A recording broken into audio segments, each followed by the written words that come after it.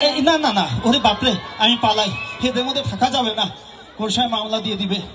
আরে তোরা কি রে, স্যার বলছিলেন ওই যে একটা গান আছে না, তুমি কোন শহরের মাইয়া গো লাগে উড়াধুরা, ওইটা।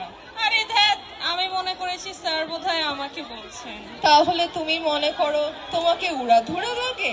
এই না, তাহলে তুমি চুপ থাকো, আমি বলছি সব।